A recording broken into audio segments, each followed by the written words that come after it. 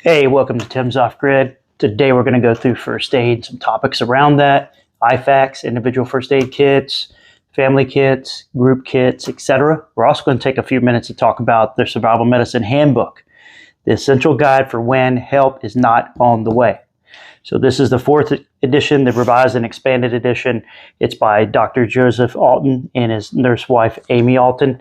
And they also produced Alton's Antibiotics and Infectious Diseases book.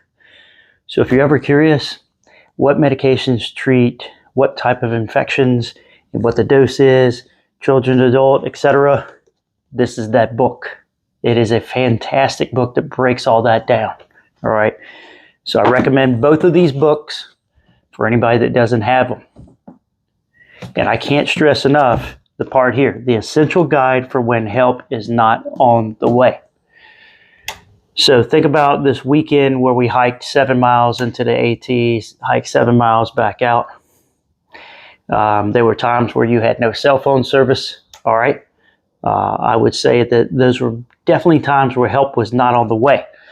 So awesome topics all the way through here to help guide folks on how to be better prepared for first aid, etc. That goes way beyond, wilderness survival, merit badge book, first aid book, etc. So again, what we're going to talk about today is going to be where in this book they break down and they tell you, hey, here's what we recommend for an IFAK, a family kit, a group kit, etc., etc. So you come down in here and you can run through and say, hey, the IFAK, page 32. You go over here to page 32 and it'll start breaking down their recommendations for an IFAK. All right. So some of these are above and beyond, but here's all the things they recommend for an IFAK right here. And, you keep going and you look at, hey, here's the vehicle hit. Here's the family kit. The family kit's quite extensive. You even have dental modules and eye care modules, all kinds of stuff, right? So again, I recommend both of these books. I'm going to put these to the side and we're going to start digging into this. So the first one we're going to talk about is, I pulled this right out of Ethan's bag, and this is his IFAK. Don't use the IFAK that you buy from the store. You need to custom configure your IFAK. All right. So we did reuse the Bass Pro Shops bag, but we came into his IFAK long ago. Obviously, these would be important numbers to have. And we went back through different types of Band-Aids, which is obvious. Different types of gauze pad that go in there. All right, this comes in very handy when you're hiking, wool socks or not, moleskin. All right, again, tons of Band-Aids. And then we've got sunscreen, some hand sanitizer, more Band-Aids, larger Band-Aids, so Band-Aids of different sizes, more gauze, more Band-Aids. And obviously some of this is a little bit dated. We need to go back through it. But I'm just giving you an idea here. Alcohol prep pads in here. We got triple antibiotic ointment. More sunscreen. We got a small set of tweezers. All right. Pepto. I'll tell you, Pepto. All right. But youth may not be running around with Pepto. The adults would need to have that. I think you also saw when I first brought it out, you got some ibuprofen. Always write the date on here. October 2017. Oops. So gloves. But anyways, come back in here, rebuild your IFAK to be very specific for what type of event you're going on.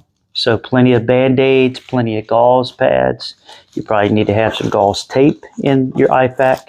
Obviously, triple antibiotic ointment, alcohol wipes, the tweezers, the sunscreen, etc., etc. But again, you get that book and you start going through those sections. It's going to tell you what you should have in the IFAK with some really, really, really good recommendations in there. All right. And then just like we're finding out here, you've got to go back through and audit the IFAK from time to time. You're going to have stuff that's expired, stuff that's dried out, sting relief too. All right. Can't tell you how many yellow jacket issues we've run into this last year, especially with these underground beehives. Crazy stuff, right? So All this comes in handy. And oh, look, there was some gauze tape in there. Just ran right past me. All right, IFAK. Audit the IFAK early and often. And compare and contrast and make sure you got the right stuff in there. All right. Here's another way to have an IFAK that's a little bit bigger and a little bit better laid out. So you have a compartment here, lay some stuff out, lay some stuff out here, lay some stuff out in here. Now, obviously, this one gets a little bit of bulk to it. It's not going to fit so well on the side of your pack, but here's another idea. This is a 50-person bulk first aid kit. All right. It's a little harder to kind of visualize what all you have in here because it's really, really packed. But if we start on this one end, we have tons of different size Band-Aids. We use this kit a lot. And my wife went in here and used a bunch of Ziploc bags. All right. And then you got some iodine ointment right here. And then you got some of those smaller type of Band-Aids, some of those butterfly Band-Aids.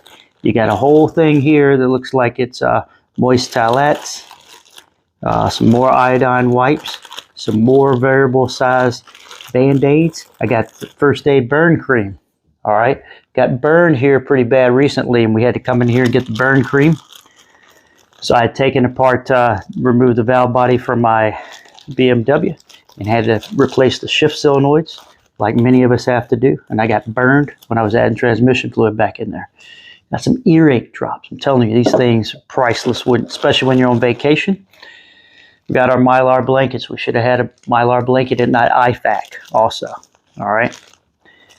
You got your alcohol wipes. Different types of gauze. All right. We got a syringe to flush things out with. Compression bandage right here. All right. And here we've got a SWAT tourniquet. So this is your, I believe this is your compression style SWAT tourniquet. You'll see here on the back how that's going to go on there. Got some quick clot agent here. So you always want to have some quick clot and all your larger ones. We got a chest seal in here too. We got a bunch of larger gauze down here in the bottom that are called like a combined ABD pad. All right. You got some tweezers in there.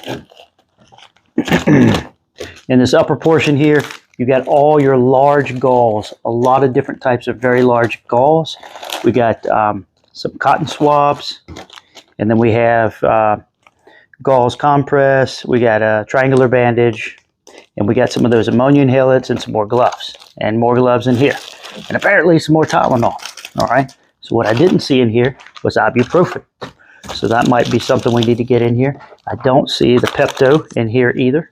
And I stress the Pepto because you don't know how people respond when you eat some of these dehydrated meals. I have found out in the middle of the night how they respond. Got some sting relief in here also, okay? What I want to do is better organize this bag and move it into this backpack, all right? And then build upon this, all right? So that's an idea, and I brought that backpack out here to show that. But you can have different colored bags that represent different things and then have them. And there's so many different compartments in this red backpack that you can come in here and have it organized any and all sorts of ways. All right. So just some ideas of things you need to have in these different bags. Now let's talk about the trauma kit. All right. So when this backpack is fully built out, it will take the place of your bulk first aid kit. There was some trauma stuff in there because we had a tourniquet, we had some blood ease or blood stopping agent in there, but the trauma kit is going to expand on a lot of that stuff. Got the splint here in the trauma kit, the Mercy compression bandage, some really large gauze. Got the tourniquet. We got some of the tape. We got more compression bandage, more of these pads. The bleed stop agent, super important in your trauma kit. And then obviously we're going to have some of the alcohol prep pads, Mylar blanket, a bunch of the other stuff in here. All right. So in here we got some of the compressed gauze at Z-fold. All right. And there's a few other items that they're on the top of this with antiseptic wipes, more dressings, and triangular bandage, etc. So what do we use the triangular bandage for? Sling an arm, mobilize an ankle, things like that. So again, trauma bag. Now, think about these trauma bags, and I got to work quickly to throw this back together here. Think about these trauma bags. They have these MOLLE loops on them, so you can adhere the trauma bag right onto your backpack and stuff like that. You got your day pack, so your trauma kit could fit with a MOLLE strapping onto your day pack as an addendum to your day pack. You know. All right, in this video, we did review the Survival Medicine Handbook. We reviewed Audit antibiotics and infectious diseases. We talked about IFAKs. We talked about trauma kit. And we talked about your group kit and moving your group kit to get a bit more organized and mobile too. This isn't too mobile. So please like, please give us a thumbs up, please share. We appreciate everything, and we'll see you next time.